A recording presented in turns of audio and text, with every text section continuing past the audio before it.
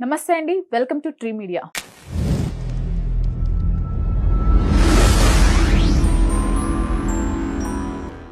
మనతో family counsellor, social activist, political analyst Shri Krishnakumar గారు ఉన్నారు. మేడం నమస్తే. నమస్తే మేడం, నిన్నటి నుంచి మీడియాలో ఎక్కడ చూసినా మంచువారి గొడవలు ఇవే హైలైట్ అవుతున్నాయి. అసలు ఏం జరుగుతోంది ఆ ఇంట్లో? ఇప్పుడు లేటెస్ట్గా మంచు మోహన్ బాబు ఇంటి చుట్టూ 70 మంది బౌన్సర్లు, అలానే మనోజ్ ఇంటి చుట్టూ 40 మంది బౌన్సర్లు, ఏకంగా గన్మెన్తో కూడా కనిపిస్తున్నాడు కొన్ని ఫుటేజెస్లో. అసలు నిజంగా మీకు తెలిసినంత వరకు ఆ ఇంట్లో అసలు గొడవకి కారణం ఏంటి? ఏం జరుగుతుంది అంటారు? ఏ ఇంట్లో అయినా ఏ ఇద్దరు మనుషుల మధ్యలో అయినా 2-3 రకాలు ఉంటాయి కారణాలు. ఆర్థిక కారణాలు, ఈగోయిస్టిక్గా ఉండటం, అంటే నా మాట కాదంటారా, మ్. లేదంటే నాకు ప్రిఫరెన్స్ ఇవ్వట్లేదు. ఇంతకంటే ఏముంటాయండి? ఇంతకంటే గొడవ పడ్డానికి కూడా ఏముంటాయి? ఇప్పుడు వీళ్ళింట్లో కూడా ఆర్థిక కారణాలు అందరూ మాట్లాడుతున్నారు. మ్. అందరూ చెరొక సైడ్ తీసుకుని చాలామంది ఎవరికి నచ్చిన సైడ్ వాళ్ళు తీసుకుని మాట్లాడుతున్నారు. పైగా మోహన్ బాబు వ్యక్తిత్వం లాంటి వ్యక్తిత్వం ముందు ఎప్పటికీ కూడా రెండో వాళ్ళు అణిగిమణిగి ఉండాలి అనుకుంటారు. ఆయన శాసిస్తాడంతే. ఏదో సినిమా షూటింగ్లో టైంకి రాలేదని ఎలా మాట్లాడతాడు ఆయన. డిసిప్లిన్ దగ్గర ఎవరమైనా మనం కాదనలేము. కానీ ఆ అడిగే విషయం, చెప్పే విషయం ఎలా ఉండాలి? ఒక డిమాండింగ్గా, ఆడవాళ్ళైనా మగవాళ్ళైనా కొట్టేయటము అతనికి మొదటి నుంచి అలవాటు. ఇవాళ కొత్త కాదు. దేవన్ నుంచి అది అతనిది, అదే ప్రవర్తన అతనికి అలా కలిసి వచ్చింది కాలం. ఇప్పుడు ఇలాంటి మనస్తత్వం ఉన్న వాళ్ళకి ఏమైనా ఎదురు దెబ్బలు తగిలినాయి అనుకోండి, నష్టపోయారనుకోండి, మార్చుకుంటారు. ఆయనకేంటి, ఏ రోజు ఆయన ఒక దశ తర్వాత ఆయన ఏ రోజు వెనక్కి తిరిగి చూసుకోవాల్సిన అవసరం రాలా. విష్ణుతో సినిమాలు తీసి డబ్బులు పోగొట్టుకోవటం తప్పితే వేరేగా నష్టాలు అయితే ఏమీ లేవు. వేరే నష్టాలు లేవు. ఆయనకి ఎంత కలిసి వస్తానే ఉంది. ఆవేళ శ్రీ విద్యానికేతను విద్యా సంస్థలు పెట్టడం అంటే అది మామూలు ఆలోచన కాదు. అంటే విద్య ప్రైవేటు పరం అయిపోతున్న సందర్భంలో ఎవరైతే ఫస్ట్ ఈ విద్యా సంస్థల్లోకి వచ్చారో ప్రైవేట్ వ్యక్తులు, శ్రీ చైతన్య కావచ్చు, నారాయణ కావచ్చు, ఇంకా చాలా ఉన్నాయి విద్యా సంస్థలు. ఇలా వచ్చిన వాళ్ళందరూ కూడా ఇప్పుడు ఇంజనీరింగ్ కాలేజ్, ప్రైవేట్ ఇంజనీరింగ్ కాలేజీలు కావచ్చు, ప్రైవేట్ మెడికల్ కాలేజీలు కావచ్చు, ఏదైనా సరే విద్యా సంస్థలు చాలా గొప్పగా నడిచినాయి. అలా ఆయనకు కూడా ఒక రకంగా ఆయన పంట పండిందనే చెప్పుకోవచ్చు. ఆ రోజుల్లో ఇప్పుడు వీళ్ళందరికీ కాలేజీల్లో ఎంత ఆదాయం వస్తుందనే దానికన్నా ఆ రోజుల్లో వాళ్ళు ల్యాండ్ కొన్నారు, బిల్డింగులు కట్టారు. ఆ ల్యాండ్ విలువ విపరీతంగా పెరిగింది, ఎన్నో రెట్లు పెరిగింది. 200-300 రెట్లు ల్యాండ్ రేట్లు పెరిగినాయి. ఇప్పుడు ఈ విద్యా సంస్థలను తీసేస్తే కూడా వాళ్ళకి పోయేదేమీ లేదు. నెట్ వర్త్ మిగిలిపోతుంది కదా, ల్యాండ్స్ మిగిలిపోతాయి కదా. అలా వీళ్ళు ఐశ్వర్యవంతులు అయిపోయారు. ఇటు ఒక పక్క సినిమాల్లో డబ్బులు రావటము, అటు విద్యా సంస్థల్లో డబ్బులు రావటము, పైగా ఆయన రియల్ ఎస్టేట్ కూడా చేస్తాడు, దానివల్ల డబ్బులు రావటము. అలాగే ఆయన ఎప్పుడు అధికార పక్షం వైపు ఉంటాడు మోహన్ బాబు. ఆ అధికార పక్షం వైపు ఉండే వాళ్ళకి ఏంటంటే కొంచెం సెక్రటేరియట్లో అట్లా లాబీలు, మంచి చెడు ఏవో నడుస్తూ ఉంటాయి. అంటే వాళ్ళ హవా నడుస్తూ ఉంటుంది.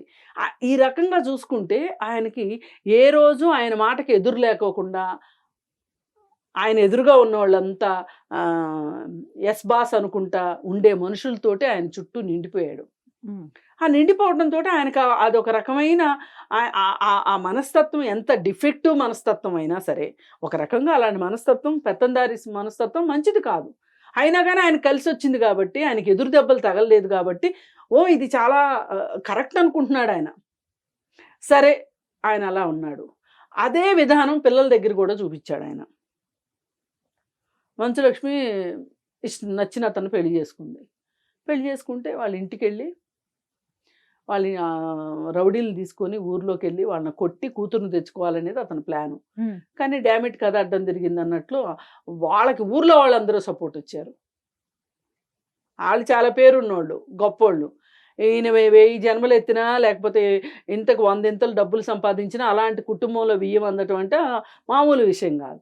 వాళ్ళకి ఊరు ఊరు సాయం వచ్చింది. ఒక ఊరు కాదు, 10 ఊర్లొస్తాయి వాళ్ళ కోసం. అట్లాంటి గొప్ప. అయితే ఇంకా ఈయన తోక ముడుచుకుని వెనక్కొచ్చాడు. సరే, అంతకుముందు కులం, కులం, కులం అంటా ఉండేవాడు. సరే, ఆ కులం కాస్త పక్కకెళ్ళిపోయింది పెద్ద కొడుకు పెళ్ళితోటి. సరే, మంచి రాజకీయంగా మంచి పలుకుబడి ఉన్న ఫ్యామిలీలో అమ్మాయిని ఇష్టపడ్డాడు గదా అని జెప్పి తలొగ్గి పెళ్లి రెడ్డీస్ చేశారు. రెడ్డీస్ అమ్మాయిని పెళ్లి జరిపిచ్చేశాడు. ఉమ్. ఆ పెళ్లి వల్ల ఆయనకేమి, ఆయన సంతోషంగానే చేశాడనిపిస్తది. మరి ఆ కొడుకు ఆ తర్వాత మంచులక్ష్మి కూడా వేరే పెళ్లి చేశారు. వాళ్ళు బావున్నారు. వీళ్ళు బావున్నారు.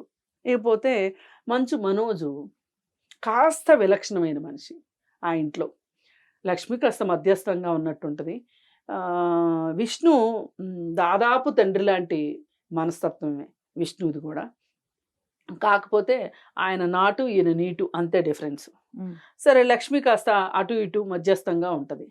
ఇప్పుడు మనోజ్ విషయంకొచ్చేసరికి మనోజు చాలా స్వేచ్ఛ, స్వతంత్రం కావాలనుకునే మనిషి. తనకి నష్టమైనా సరే, నష్టపోతాను అని తెలిసి కూడా తనేదైనా ఒకటి అనుకున్నాడంటే దానికోసం నిలబడతాడు. అది స్నేహితుల కోసం కావచ్చు, ఇంకోటి కావచ్చు, ఇంకోటి కావచ్చు, ఏదైనా. తను ఒక నిర్ణయాన్ని స్వేచ్ఛగా, స్వతంత్రంగా తీసుకోగలడు. ఉమ్. ఒక వెన్నెముకున్న మనిషిగా మనోజ్‌కి మంచి పేరుంది. కాస్త ఫ్రెండ్స్‌లో గావచ్చు, ఎవ్వరిలోనైనా అతని వ్యక్తిత్వం అతనికి చాలా ప్రస్ఫుటంగా కనిపిస్తది.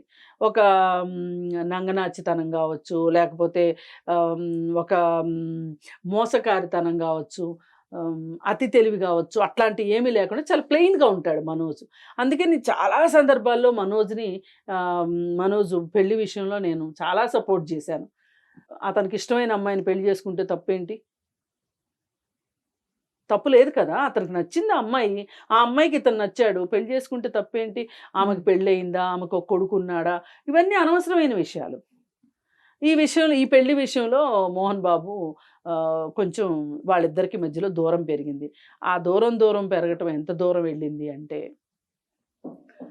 ఒక పక్క విష్ణు చాలా తెలివిగా, చాలా కన్నింగ్‌నెస్ కూడా ఉన్నట్లు అనిపిస్తా ఉంటది. మోహన్ బాబు యొక్క మనస్తత్వాన్ని, వ్యక్తిత్వాన్ని, అతని మనోభావాల్ని బాగా ఏమంటారు, ఇష్టపడుతున్నట్లు హ్మ్. ఆయన్ని ఆయన మనోభావాల్ని ముద్దు చేస్తూ ఉంటాడు. ఓకే. అంటే ఫాదర్ ఏదైనా చెప్తే నో అనకుండా, చాలా తెలివిగా, ఫాదర్‌కి కోపం తెప్పించకుండా, అంతా తనకి అనుకూలంగా ఫాదర్ చేసేటట్లుగా చేసుకునే నేర్పు విష్ణు దగ్గరుంది. ఆ విధంగా విష్ణు తండ్రి మాట జవదాటని కొడుకులాగా తండ్రి దగ్గర ఉంటూ, తండ్రి అభిమానాన్ని చూరగొన్నాడు. ఇప్పుడు వాళ్ళు కూడా కలిసుంటారు. ఆ కొడుకుతోనే కలిసుంటాడు మోహన్ బాబు గూడా.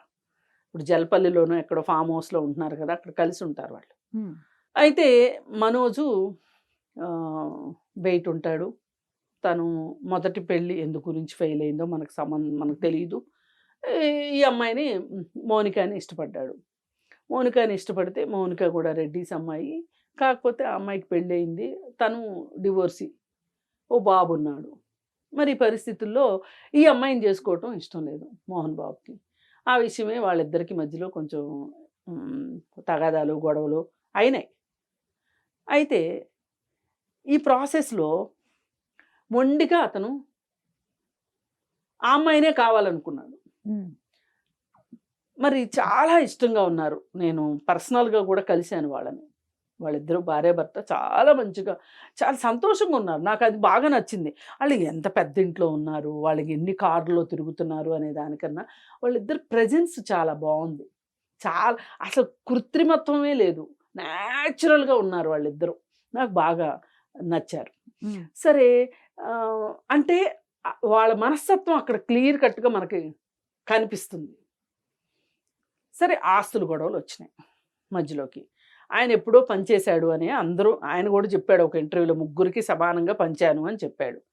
అయితే ఈ కాలేజీ ఆస్తులు అందరికీ సమానంగా ఇచ్చారు.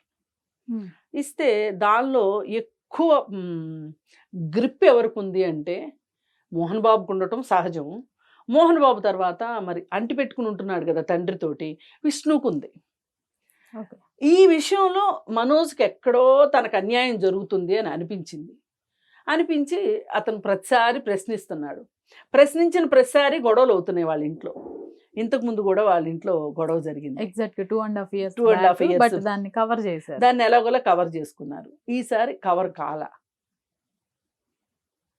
అయితే మరి ఇక్కడ మోహన్ బాబు మొత్తం విష్ణుకి అప్పచెప్పేసేసి మొత్తం నువ్వు చూసుకో, నాకేం సంబంధం లేదు అని చెప్పి పక్కన పెట్టేశాడా? లేదు అనుకుంటే మోహన్ బాబే మనోజ్కి అన్యాయం జరిగేలాగా చేస్తున్నాడా అనేది వాళ్ళకే తెలియాలి. మనకు తెలియదు, మనకు అర్థం కాదు. ఎందుకంటే విష్ణు అక్కడ ఎక్కువ పెత్తనం చేస్తున్నట్టు, ఎక్కువ హోల్డ్ ఉన్నట్లు మనకి క్లారిటీగా వచ్చింది. ఇప్పుడు ఈ గొడవలో పాల్పంచుకున్న అతను కూడా వినయ్ అనే అతను కాలేజీ పనులు చూసే అతనే. ఇప్పుడు నిజంగా మనోజు ఏదైనా గట్టిగా అతను ప్రశ్నిస్తే కూడా అతను ఒక ఎంప్లాయీ వాళ్ళ దగ్గర. ఇప్పుడు విష్ణుకి ఎట్లా అయితే విష్ణు అతనికి బాసో వినయ్ అనే అతనికి, మరి మనోజ్ కూడా బాసే కదా, మోహన్ బాబు బాసే, లక్ష్మి బాసే కదా. మరి అలాంటప్పుడు ఒక వ్యక్తి మీదకే అతను ఎలా వస్తాడు? అతనికి ఏదైనా ఇబ్బంది ఉంటే కూడా ఎవరికి చెప్పాలి వెళ్ళి? ఎక్కువ వ్యవహారాలు చూస్తున్న విష్ణుకైనా చెప్పాలి, మోహన్ బాబుకైనా చెప్పాలి. కానీ అతను ఎట్లా చేయి చేసుకుంటాడు? అతనికి అక్కడ ఎంత హోల్డ్ లేకపోతే, పైగా అతను వాళ్ళతోటి విష్ణుతోటి ఎంత కుమ్మక్కై లేకపోతే మనోజ్ ఎందుకు అడుగుతాడు? ఇది ఇక్కడ కీలకమైన విషయం. ఒక రకంగా ఇతన్ని దూరం పెట్టేశారు, ఇంట్లోనూ కలుపుకోవట్లేదు, ఇది వాస్తవం. ఇప్పుడు విష్ణు కూడా ఆ రోజు పెళ్ళికి ఎలా వచ్చాడు? చాలామంది పెళ్ళికి వచ్చాడు. జరుగుతుంది వాళ్ళ ఇంట్లో పెళ్ళి. అవును. ఆ పెళ్ళి ఎంత ఇష్టం లేకుండా జరిగిందో విష్ణుని చూస్తే అర్థమైపోయింది. ఇంకే మాటకి ఆ మాట లక్ష్మియే చాలా సంతోషంగా పెళ్లి జరిపించడం విషయంలో అన్ని పనులు నెత్తినేసుకుని చేసింది లక్ష్మియే. ఒక రకంగా వీళ్ళందరూ ఈ మాదిరి అన్నా ఉన్నారంటే లక్ష్మి వల్ల ఉన్నారని అనుకోవచ్చు. ఆ అమ్మాయి బాగానే మేనేజ్ చేస్తుంది మొత్తం అందరినీ కలిపి. కానీ ఆ రోజు అతను పెళ్ళికి వచ్చిన విధానం చూస్తేనే అందరికీ అర్థమైపోయింది. చాలామంది వచ్చిన తర్వాత అతను వచ్చాడు, వచ్చి అలాగే చుట్టంలాగా వచ్చాడు, చుట్టంలాగా వెళ్ళిపోయాడు. ఆ రోజు కూడా మౌనికారెడ్డి మోహన్ బాబుని పట్టుకొని ఏడ్చింది. కనీసం ఇప్పటికైనా మా పెళ్ళికి ఒప్పుకున్నారు, నా జీవితం మీ చేతుల్లో ఉంది అన్న నిస్సహాయ పరిస్థితుల్లో ఆ అమ్మాయి ఏడ్చినట్టుగా కనిపించింది అక్కడ. అంటే వీళ్ళు ఎంత వ్యతిరేకించకపోతే, మనోజ్ ఎంత అండగా ఉండి పెళ్లి చేసుకోకపోతే ఆ అమ్మాయి ఆ బాధను ఎక్స్ప్రెస్ చేస్తుంది. ఈ విషయంలో మనోజ్ క్యారెక్టరు ఇక్కడ మనం మాట్లాడుకుంటే గనక, ఇష్టపడ్డ అమ్మాయి కోసం, ఆ అమ్మాయికి ఇచ్చిన మాట కోసం అతను ఈ విధంగా బిహేవ్ చేసి తండ్రితో పేచి విష్ణుతో పేచి తెచ్చుకుని కూడా, అంటే వాళ్ళిద్దరి చేతుల్లో ఆస్తులు ఉన్నాయి అని మనోజ్ తెలిసి కూడా ఆ అమ్మాయిని చేసుకోవటం వెనకమాల, ఆ అమ్మాయికి నేను ఒక మాట ఇచ్చాను, ఆ అమ్మాయి నా కోసం నా మీద ఆశ పెట్టుకుంది, నేను ఆ అమ్మాయితో జీవితాన్ని పంచుకోవాలనుకున్నాను, దాని ముందు నాకు ఈ మనుషులు ఈ డబ్బులు ఇవన్నీ తర్వాత, ముందు మా బంధమే ఇంపార్టెంటు అన్న ఉద్దేశం లేకపోతే ఇప్పుడు పెళ్లి చేసుకోను అంటే ఎంతసేపు? అక్కడ మనకు అతని వ్యక్తిత్వం కనిపించట్లా. ఇప్పుడు కూడా ఏంటి అంటే తనకి రావాల్సిన నిజమైన వాటాని అడుగుతున్నాడు అతను, అంతే. అందులో తప్పేముంది? ఈ మొత్తాన్ని సమర్థించాల్సిన బాధ్యత మోహన్ బాబుది.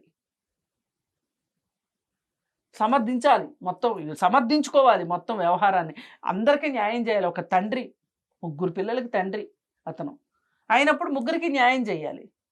పైగా నాకు వీటన్నిటిని మించి నాకు బాధ అనిపిస్తుంది ఏంటి అంటే, అసలు మోహన్ బాబు భార్య ఆమె ఎంత బాధపడతా ఉండి ఉంటుంది, ఎంత కుమిలిపోయి ఉంటుంది. అసలు ఎవరికైనా చాలా మందికి ఈ మధ్య సోషల్ మీడియా పెరిగాక ఈ ముగ్గురు పిల్లలు, పై ఇద్దరు పిల్లలు నిర్మల పిల్లలు కారు, కేవలం మనోజ్ ఒక్కడే నిర్మల కొడుకు అనేది తెలుస్తుంది తప్పితే అంతకుముందు ఎవరికీ తెలియదు.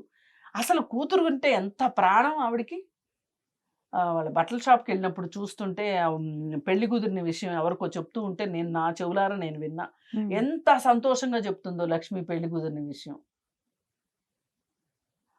ఎవ్వరు నమ్మరసలు. అక్క కూతురు, భర్త యొక్క మొదటి భార్య కూతురు అంటే ఎవ్వరు నమ్మరు. మరి అంత మనిషి పాపం అటు వాళ్ళకి చెప్పలేక, ఇటు మోహన్ బాబుకి చెప్పలేక, ఇటు తన సొంత కొడుక్కి చెప్పుకోలేక, అసలు ఇవాళ ఒక రకంగా మనోజ్‌ని తన తన సొంత కొడుకు కదా! ఏ అవును. మాటకి ఆ మాట. తన రక్తం పంచుకు పుట్టిన అవును. బిడ్డ గదా! మనోజ్ దగ్గర ఉండకోకుండా విష్ణు దగ్గర ఉండాల్సి రావటము ఒక రకంగా ఇది గూడా మోహన్ బాబు కోసమేగా. లేదంటే తన కొడుకు తన తల్లి తన దగ్గరికొచ్చేస్తంటే ఏ కొడుకైనా వద్దంటాడా? హ్మ్. ఆమె ప్రాణమంతా మనోజ్ మీద ఉంటది గదా! ఎంతో కొంత. అంటే ఒక సుహృద్భావ వాతావరణం లేకుండా పోయింది. ఈటన్నిటిని నేను సమర్థించలేకపోతున్నానే అనే బాధ నిర్మల గారికి ఉండదా? మరి అలాంటప్పుడు వీటన్నిటిని సరిదిద్దాల్సిన బాధ్యత, చక్కదిద్దాల్సిన బాధ్యత ఇంటి పెద్దగా మోహన్ బాబుకుంది. పెద్ద కొడుకుగా విష్ణువుకుంది. లక్ష్మి పాత్ర లక్ష్మి ఎలాగో పోషిస్తుంది. హ్మ్. ఇప్పుడు మీరందరూ కలిసి చిన్నోడిని ఒంటరోడిని జేసేసి, ఒక్కడిని జేసి, ఈ విధంగా ఇంటికొచ్చిన పిల్లాడిని తనడం ఎంతవరకు కరెక్ట్ అసలు? ఇది చాలా చాలా తప్పు. ఒక తండ్రిగా చేయాల్సింది సరే పడకపోతే గూడా ఎవరిదోవన వాళ్ళుండొచ్చు. ఆస్తులు గూడా పంచేసుకున్నారు గాబట్టి, ఎవరిదోవన వాళ్ళుండొచ్చు. ఓకే. ఈ జాయింట్ ప్రాపర్టీల వల్లనే ఈ ప్రాబ్లమ్ అంతా వచ్చింది. ఈ జాయింట్ ప్రాపర్టీలు ఉన్నంత మాత్రాన ఇట్లా తన్నుకోమనైతే ఎవరు చెప్పలా. ఒక్కడిని జేసి కొట్టడం ఎంతవరకు న్యాయం? మరి ఈయన చాలా న్యాయాలు అన్నీ చెప్తూ ఉంటాడుగా. ఊరందరికీ మంచి చెడులు చెప్తుంటాడుగా. నేను దాసరి నారాయణరావు గారి శిష్యుడిని, ఎన్టీఆర్ శిష్యుడిని. ఎన్టీఆర్ అయితే ఇట్లా చేయలా. అందరి పిల్లలకి సమానంగా జేశాడు. మరి అలాంటప్పుడు నువ్వు నేర్చుకున్నదేంటి వాళ్ళిద్దరి దగ్గర నుంచి? దాసరి గారు ఎంతమందికి పంచాయతీలు చెప్పేవాడు. సినిమా ఇండస్ట్రీలో ఏ పంచాయతీ వచ్చినా ఆయనే తీర్చేవారు. తీర్చేవారు. పెద్ద మనిషి ఎవరన్నా ఉన్నారు ఇండస్ట్రీకి పెద్ద దిక్కు అంటే ఆయనే ఉన్నారు. అవును. మరి ఇలాంటి వాళ్ళందరిని చూసి నువ్వేం నేర్చుకున్నావు మరి అసలు? నువ్వెందుకు సమర్థించలేకపోతున్నావు? విష్ణువుకి ఎందుకు లొంగిపోతున్నావు? నేనైతే ఖచ్చితంగా అంటా విష్ణువుకి లొంగిపోయాడని. అంటే విష్ణు భార్యకి బోలెడు ఆస్తుందనా? ఏంటి? ఎం ఎందుకు మనోజ్‌ని ఇంత చిన్నబుచ్చటం? పైగా కొంతమంది తయారైపోయారు తీర్పులు చెప్పేయటానికి. మంచు మనోజ్ ఇలా చేయడం ఎంతవరకు కరెక్టు? మంచు మనోజ్ ఇలా చేయటం ఎంతవరకు కరెక్టు అనేవాళ్ళు, విష్ణు ఇలా చేయడం ఎంతవరకు కరెక్ట్ అని కూడా మాట్లాడాలి గదా! ఒకాయన వచ్చేసి చెప్పేస్తున్నాడు. ఈ ఆస్తులన్నీ పంచేశాడు పెద్ద మనిషి తరహాగా. విష్ణుకి పంచిన ఆస్తులేమో విపరీతంగా పెరిగిపోయినాయి. మనోజ్ ఆస్తులేమి ఏమీ పెరగలేదు. ఎవరి అదృష్టం వాళ్ళది. అందుకోసం అని చెప్పి ఉక్రోషపడిపోవాలా? ఇలా. ఇవన్నీ కాదు. జాయింట్ ప్రాపర్టీ అని ఓ పక్క నుంచి తెలుస్తుంది. తెలుస్తున్నప్పుడు ఇలాంటివి లేకోకుండా డిగ్రీ కాలేజ్ ఒకళ్ళకనో, లేకపోతే ఇంజినీరింగ్ కాలేజ్ ఇంకొకళ్ళకనో ఏదో ఒకటి అంటే మనసుంటే మార్గం ఉంటది. ఈ ఈ గొడవలు పడకుండా ఉండటానికి. ఒక ఇంట్లో వాళ్ళు ఇలా గొడవలు పడడము అనేది ఆ ఇంటికి మనశ్శాంతి కాదు, శ్రేయస్కరం అంతకన్నా కాదు. సమాజంలో ఆహ్, పేరు పోగొట్టుకున్న వాళ్ళవుతారు. హ్మ్. అందుకని ఏది ఏమైనప్పటికీ కూడా ఈ మొత్తం ఎపిసోడ్‌లో తండ్రి, కొడుకు, పెద్ద కొడుకు, తండ్రి ఒకటైపోయి చిన్న కొడుకుని ఈ విధంగా ఇబ్బంది పెడుతున్నారు. వీళ్ళందరి మధ్యలో లక్ష్మి గావచ్చు, నిర్మల గావచ్చు నలిగిపోతున్నారనే చెప్పుకోవచ్చు. నిన్న గాక మొన్నొచ్చింది మౌనిక. తను మాత్రం ఏం మాట్లాడుతది? వేరొకాయన ఏం మాట్లాడుతది? అవును. పైగా మోహన్ బాబు ముందు లేడీస్ మాట్లాడితే విని సహించే క్యారెక్టరేనా మోహన్ బాబుది? కాదు గదా! అందుకని ఏది ఏమైనా ఇప్పుడు ఇట్లాంటి వాళ్ళని చూసైనా సరే వేరే వాళ్ళు గూడా నేర్చుకోవాల్సిందేంటి అంటే, అసలు పిల్లల కోసం ఆస్తులు సంపాదించడం తప్పు నన్ను అడిగితే. ఉమ్. ఒకవేళ సంపాదిస్తే కూడా వాటిని ఎక్కడికక్కడ మా నాన్న ఇలా చేసి చచ్చిపోయాడు అని బాధపడే కన్నా మా నాన్న ఏమీ ఇవ్వలేదు అనిపించుకోవడం మంచిది. ఒకవేళ ఆస్తులు ఉంటే కూడా పర్ఫెక్ట్గా ఎవరిది వాళ్ళకి ఈర్ష్యాద్వేషాలు లేకుండా చక్కగా పిల్లల మీద పందెం కట్టకుండా కొంతమంది ఉంటారు అసలు సొంత పిల్లల్ని కూడా చెలగాటం ఆడతారనమాట, చెలుగుతారంటారే ఆ విధంగా చేస్తారు. ఇది ఇది ఏ తండ్రికైనా తల్లికైనా ఇలాంటి పరిస్థితుల్లో తల్లులు కూడా ఉంటారు ఒక్కొక్కసారి, ఖచ్చితంగా ఉంటారు. ఇట్లా ఉండొద్దు. మీరు కనేటప్పుడు నాకు ఏ బిడ్డ పుట్టబోతున్నాడో మీకు పుట్టే వరకు తెలియదు. ఏ బిడ్డ పుట్టినా మీరు సమానంగానే పాలిస్తారు, పెంచుతారు, ఇంకో బిడ్డకైనా అంతే చేస్తారు. చివరి వరకు ఆ ప్రేమను అలా ఉంచుకోండి. మీ కంఠంలో ప్రాణం ఉన్నంత వరకు మీ పిల్లలిద్దరూ మీకు సమానం. ఎంతమంది పిల్లలు ఉంటే అన్ని కళ్ళు లాంటి వాళ్ళు నా పిల్లలు అనుకుని తల్లిదండ్రులు అనుకుంటే, ఒకవేళ పిల్లల మధ్యలో ఏదైనా ఈర్ష్యాద్వేషాలు వస్తే కూడా మీరు అణిచేయగలగాలి. నలుగురున్న చోట ఏదో ఒకటి వస్తాయి. మీరు ఒక పెద్ద మనిషి తరహాగా అణిచివేయాలి వాటిని, అంతే తప్పితే వాటిని పెంచి పోషించకూడదు. దీనివల్ల ఇంకా ఇంకా ఇంకా వైషమ్యాలు పెరుగుతాయి తప్పితే దీనివల్ల ఏం జరుగుతుంది? మనశ్శాంతి ఉండదు, డబ్బులున్నా సుఖం ఉండదు. దీని బదులు చెట్టు కింద ఉన్నోడే ఎంచుకోవడానికి పంచుకోవడానికి ఏమీ లేదు, గట్లు పంచాయతీ లేదు, ఏమీ లేదు, హాయిగా ఉంటాడు వాడే. ఈ పూట తెచ్చుకున్నామా, తిన్నామా, దొరికిందా, దొరకలేదా, ఫినిష్. కానీ మహల్స్ లాంటి ఇళ్ళు, ఎస్టేట్లు, 100 ఎకరాల పొలాలు ఇవన్నీ ఉండి ఏంటి లాభం మీకు? పెళ్ళిళ్ళు అయితే డైమండ్స్ వేసుకుంటారు, పెద్ద పెద్ద మ్యారేజెస్ చేస్తారు, బోళ్ళు ఖర్చు పెడతారు. ఒక చిన్నపాటి వాళ్ళ జీవితం అంతా మీ పుష్పాలంకరణకే సరిపోతుంది, లైటింగ్కే సరిపోతుంది. ఇవన్నీ చేసినప్పుడు ఇంత చేసి ఏంటి మీరు సాధించేది? సంతోషంగా ఉండని కాడికి. అందుకని ఇట్లాంటి వాళ్ళని చూసైనా వేరే వాళ్ళు గుణపాఠం తెచ్చుకోవాలి. సరే, కన్న బిడ్డని కొట్టేదాకా వేరే వాళ్ళతో కొట్టించేదాకా ఈ వ్యవహారం వెళ్ళడం మట్టుకు ఏమాత్రం సమంజసమైన విషయం కాదు.